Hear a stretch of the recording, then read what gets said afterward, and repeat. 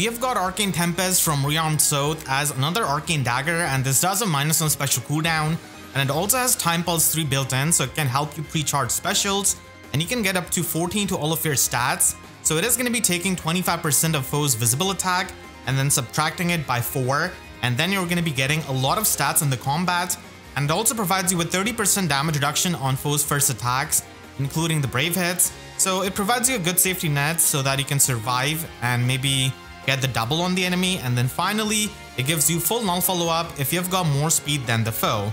So this is the faster of the two Arcane Daggers that we have got, because you want to run this on most Dagger units because they are faster and they're going to be able to get the full null follow-up.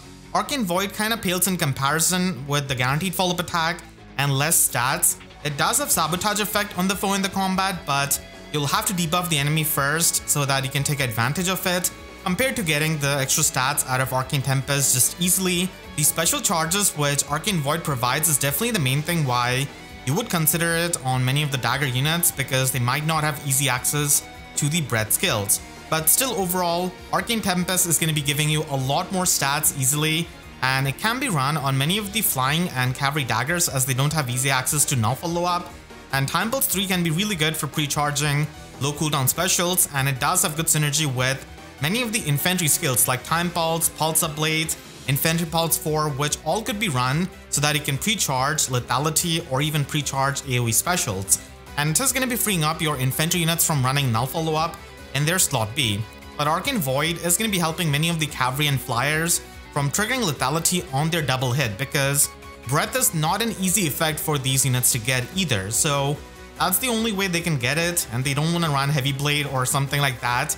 And null follow-up is a lot more easy to outsource compared to the breath effect, in my opinion. Slower Dagger units like many of the Dagger armors are definitely going to be liking Arcane Void a bit more because of the guaranteed follow-up attack, and they can also retaliate back with Armored Beacon or Armored Flow. But overall, I do like Arcane Tempest more because of the things that it brings to the table.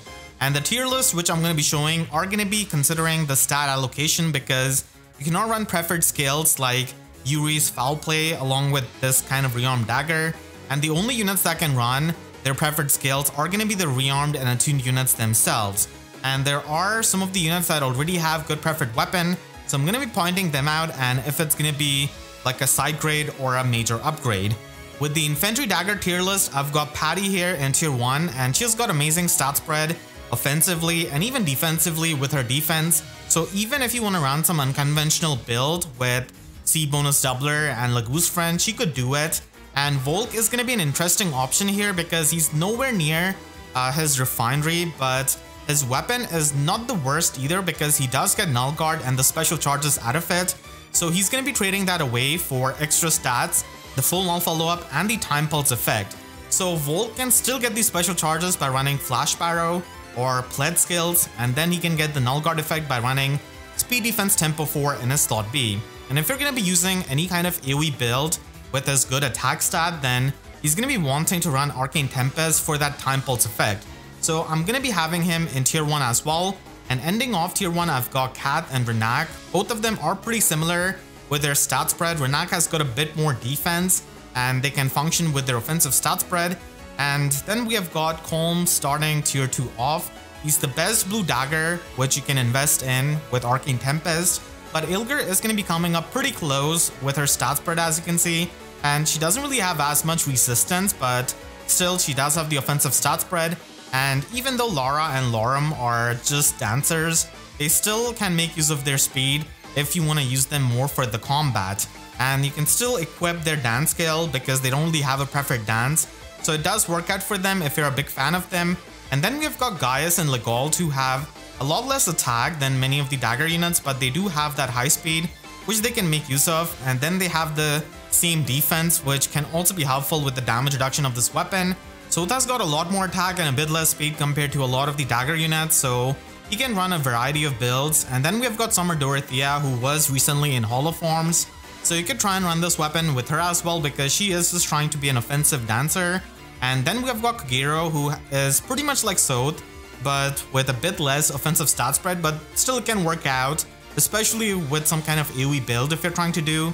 And Kaze is going to be using his resistance to a good effect by making use of the ploy skill, And Chad did get a weapon refine not that long ago, but this weapon gives him more stats, and even though he's not going to be having the null guard effect, he does like the minus on special cooldown and the time pulse effect. So this is going to be a weapon that he can also run. And Tethys is going to be the final unit in tier 2, and she can make use of her resistance to trigger the ploy and the sabotage skills. And Temari Dagger works fine on her, but if you're trying to give her something a bit more premium, then this weapon could also work. And then starting tier 3 off, I've got Near's Takumi with a stat spread. And Halloween Sakura is not the worst. She is kind of like a better Felicia because she has a lot higher attack. And then we have got another Dancer in Dancer Ryoma with a similar stat spread to the units in this tier. Matthew does have a lot more bulk and a lot more defense, so he can definitely try and run close bonus doubler if you want to. And Saizo might get a Resplendent someday, and he's going to be working a bit similar to Matthew. Jafar has got lower attack and still usable speed, so he could be an option, but his mixed bulk is kind of all over the place. And then we have got the Dancers in Olivia and Elincia if you're trying to give them any kind of offensive weapon. Felicia can still work with this weapon even though her attack stat is really low, but you can still, try and make use of Iceberg or Glacies or even pre-charge them so that you can just nuke really hard. In tier 4, I've got the Dagger Units, which are not really too fast, and they can make use of either Arcane Void or Arcane Tempest, depending on which one you've got. And Flora and Dancer Xander definitely want Arcane Void, and I don't really have the highest opinion of Layla and Gangrel's weapon refine, but still at the very least they can debuff the foes for their team with their weapons and can still function with their weapon fine. So I don't think they are too high of a priority when it comes to Arcane Tempest. And Joshua is going to be there mainly because of the fire sweep effect in his weapon, which is still pretty nice. Attune Nino can just get the instant lethality and instant AoE specials with Emblem Marth, so she doesn't really need this weapon. She could have run this weapon alongside her preferred Slotsy skill, but like I said, it's not really needed if you have Emblem Marth, which many people are going to be having. And you definitely don't want to give this to Yuris because they want to have the foul play so that they can provide that utility. For Infantry Daggers, the best way of using this is easily foddering off Attune Nino, and Speed Defense Tempo 4 is going to be the best in slot option for slot B because you already have null follow-up effect out of Arcane Tempest, and getting the full tempo effect is the next best thing, and you can get the special charges out of Flash Barrow. So this way you can trigger lethality on your double, and attack speed Oath 4 could be run for the mobility and also for having more offenses. And with Attune Nino, you also get Fleeting Echo, so that is going to be stacking up with the damage reduction, and hopefully that could help you survive until the double. You can also try and run attack speed Pledge in your Slotsy because you're going to be getting that along with Rearmed Sothe. So you can try and run that, and you can have attack speed Finish in this slotty instead, which you can also get from Rearmed Sothe. So this is going to be a lot easier even if you don't have the premium fodder, and even if you don't have the tier 4 version of Speed Defense Tempo, you could run the tier 3 version from the Divine Codes, and at least you're going to be getting the Null Guard effect, which does help you trigger lethality on your double. And you can also try and make use of Infantry Dagger Units with Time Pulse 3 because that can work out fine for pre-charging AoE specials. So with Emblem Marth, you have got a 2 cooldown AoE special that is going to be immediately charged up with the Time Pulse in the weapon and in the slot C. So if you've got a high attack dagger unit like Kagero, Sothe, or Hulk, you can try and make use of this kind of AoE build with Verge of Death, which does give you that cleansing on your attack and speed debuffs and also prevents the panic. So that can help you just hit really hard with that AoE special. I really wish this weapon also gave you some true damage to your AoE specials, but unfortunately it doesn't, but at least the setup is going to be easier. And Special Spiral 4 is mainly there to loop the AoE special and to also get that +5 true damage, but you could also try and run Assassin Strike if you want that pre-combat damage. You can also run Firestorm Boost 3 along with Speed Defense Tempo, and this way you can have more HP for something like Infantry Pulse 4. So along with Infantry Pulse and with the Time Pulse in the weapon, you can instantly have lethality with Emblem Marth. So this way you can just fire off lethality if you're not getting countered by the Scowl effect, and the guard effect of Firestorm Boost can help you with your Dagger unit, especially with the tempo effect, which does have the defensive tempo effect. So it is going to be preventing any kind of special charging of the opponent, and they're not going to be easily triggering their special. If your dagger unit has got resistance, then you can definitely make use of attack speed ploy, and Emblem Marth could be used so that you can at least have like 2 cooldown lethality, which you can trigger on your double, and with Time Pulse of Arcane Tempest and external pulse support, you can even pre-charge lethality on this kind of unit. And Finish Skill is still going to be an amazing option with Tempo 4 skill, and if you're someone like Matthew or Saizo, or if you just have high defense or resistance, then you can make use of Lagoose Friend 4, which can provide you the special jumping and also the damage reduction piercing, and it also provides you with the true damage, which is going to be helpful on many of these dagger units that don't really have that high of an attack stat. And you can run Ignis or Glacies and basically retaliate back with that special and hit really hard, and Close Bonus Doubler could be run in the slot A. And now you do have Breath of Life as a tanking option against the pre-combat damage, so that is going to be the best slot C option that you can run. The Time Pulse doesn't really do too much for this kind of defensive build, but still getting that full null follow-up and getting plus 14 to all of your stats is definitely going to be doing a lot of things. And then for the dancers, you have 2 ways of building them up. Either you run them with the cantrip skill or run them with Firestorm Dance, and in the slots you either run Infantry Pulse 4 or you run the Ploy skill if they have enough resistance. So in the case of Tethys, she can try and run this and get the Ploy debuff, and in the case of Lara, she can run either Wings of Mercy 4, or if you're going to be giving her the fodder of Attuned Azura, then she could run the cantrip skill, which can help you, even though it's not really as good as Firestorm Dance in my opinion, because it doesn't really give you that Canto 1, but still it is an option. And Infantry Pulse can be an option to pre-charge your own lethality and also support your allies. For Dagger Cavaliers, in tier 1 I've got Ginangagap, and it might seem a bit weird because she's not really all that fast, so she's not going to be able to get null follow-up too many times, but she gets to keep her preferred skill as a rearmed unit while running a completely different Arcane Dagger. And the reason why she is here is because she can have instant lethalities, which no other Dagger Cavalier can have on their own. So you're going to be seeing that build in a moment, but that's the reason why she is in tier 1. And then in tier 2, I've got Nier Fafnir. He does get the Canto 2 out of his weapon, but now that we have got Fortress Echo, you can still get the fixed Canto 1, which is still decent, and you get a lot more things out of this weapon. So it could be run, and he's really far away from his Refine. So if you're a big Fafnir fan, like Otter Master, then you could definitely give this weapon to him. And then Desert Dean has got a lot less attack than Fafnir, but pretty much the same speed, and he's a free-to-play option.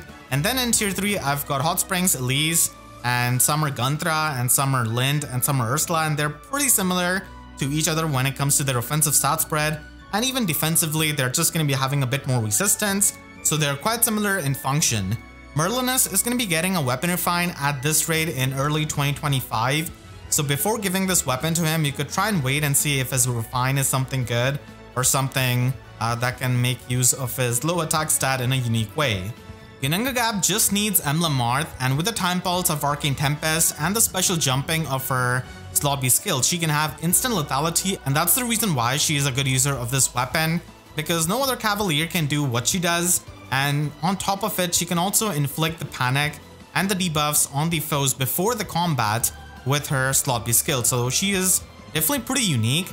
And you can just run her with Flared Sparrow for the pre-combat damage and Fatal Smoke 4 for stopping the healing, or trying to stop it at the very least. And then we've got the standard build for the Cavalry units with Flared Sparrow and Assassin Strike for pre-combat damage. It's not going to be as insane as before because now we've got Breath of Life 4, but still, it is something you can try and make use of as a Dagger Cavalier. And inside attack speed is also one of the better options that you can run in their slot C, and you can even try and run like Windsweep or attack speed catch if you're on a budget. But if you're going with the premium skills, then this could be run with the Fortress Attuned skill, which is going to be giving you that fixed Canto 1. And then we also have Desperation 4. Because you have got the full null follow-up in the weapon, you're a lot easily able to make the follow-up attack on the enemies and make use of Desperation 4. And Ruptured Sky can be a 1 cooldown special that could be pre-charged or it could be triggered on your follow-up attack. And then you can also run Potent Disarm with Rearmed Sothe, and this way you're able to get the potent follow-up attack, which can help you in nuking. So you can try and run Moonbow, which you can trigger twice in a single round of combat and pretty much have it pre-charged. And Defense Rest Smoke 3 can also be a slot C option for setting up that Pathfinder for your allies, by making use of that Fortress Echo skill. For flying daggers, I've got Spring Ash in tier 1 because of his offensive stat spread, and in tier 2 I've got Thief Sothe, so you can just give him Rearmed Sothe's weapon and he's going to be functioning a lot better, especially with the Fortress Echo that we have got. And Ninja Grin does have that ninja weapon, but still you can use Arcane Tempest as a modern weapon, and Ninja Grin can also be used like Rearmed Tana actually in Aether Raid's offense. If you've seen my Aether Raid's offense Winter Edelgard video, then you know what I'm talking about. But outside of that, you know, she can make use of Arcane Tempest, and Dancer Etlin, despite being a dancer, still has a pretty decent speed stat which you can make use of with this weapon. Mythic Air is part of many people's Aether Raid score, and she didn't really get the best of the refines, and Sparkling Boost is definitely not the most coveted skill, and the ploy skills are just better for support in my opinion. So she could also make use of this weapon and doesn't really cost her much, and Newer Air is also going to be right behind her. And then we have got Hot Springs, Hinoka, Camilla, and Bunny Pala and Bunny Kagero in that same tier because they've got similar stat spread. Some of them have a bit more attack, some of them have a bit more speed, but that is pretty much it. And many dagger flyers which I've listed here already have good preferred weapons, so they don't really need this weapon at all. For flyers, they can get Potent Disarm and also run Deadly Miasma as their slotsy skill, and run Fortress Echo so that they can get that Canto while still running Potent Disarm. And Remote Sparrow could be a decent slotty skill even though it's no flared Sparrow. You're at least going to be stacking up some damage reduction for the lethality trigger, and you can also run the full pre-combat damage kit with Flared Sparrow and Assassin Strike, and you can try and pre-charge a low cooldown special like Ruptured Sky with the Time Pulse effect of Arcane Tempest. And if you're going to be running Fortress Echo, then you're definitely not going to be running Soaring Echo. In that case, you can run that in the slot C, and Desperation 4 is again going to be making its use here, where you have got the full null follow-up with the weapon, and you can make use of Emblem Marth and Luna and trigger it on your double attack. And you can run the Oath Force skill for having that teleportation. Unfortunately, you're not going to be able to run Soaring Guidance or Soaring Echo with this kind of build. And finally, if you've got Mythic Air as part of your Light Core in Aether Raids just like me, then you can do a lot more for your Gale Force compositions by running Mercy Wing Echo. And this way she's able to run Potent Disarm and still teleport and be on the bolt and the heavy traps and kill things by having that pre-charge Moonbow. You can even run Luna because if you have Asker as part of your Light Core, then you can pretty much pre-charge Luna, and this way she's able to get a lot more kills. And she's going to be supporting her team with the Ploy skill, so even if we are not speed stacking on her, she can still make use of this weapon for pre-charging her special so that she can kill things much better if she's not going to be smiting your Gale Force units. For dagger armors, there is literally a single armor unit who wants this weapon. Everyone else just wants Arcane Void, so Winter Jafar can make use of this. And now that we have got Breath of Life support, it's not going to be all that hard against the pre-combat damage, but still it is going to be hard as a range armor unit. So you can run Weaving Fighter in the slot B so that you can get that damage reduction and the healing. And in the case you're not as fast as the enemy, it can still give you that damage reduction. And Armored Beacon could be used with Emblem Ike for having some unpierceable damage reduction, which is going to be really helpful. And Firestorm Boost can give you that guard effect and also give you that extra bulk. So this is going to be my final full Arcane Tempest tier list. A lot of the dagger units are fast, so they want to run this weapon over Arcane Void, and they can get the full null follow up. And the best thing is that this weapon gives you plus 14 to all of your stats, which brings you up to the speed with the modern weapons which give plus 14 stats. So that is, I think, really useful, which Arcane Void is kind of lacking. I mean, it does have the sabotage effect, but still, even without the debuffs, you're able to get the plus 14 to all of your stats, which is again really helpful. And there are definitely a few dagger units that don't want this, which I've already pointed out, but most of them can make use of this weapon. You can click the link on the screen right now to check out my refined review for this month, and make sure to subscribe and hit the notification bell, because YouTube sub boxes are about as functional as the amount of armor daggers that want to run Arcane Tempest. So with that said, I'll see you guys next time. Thank you so much for watching and have a great day.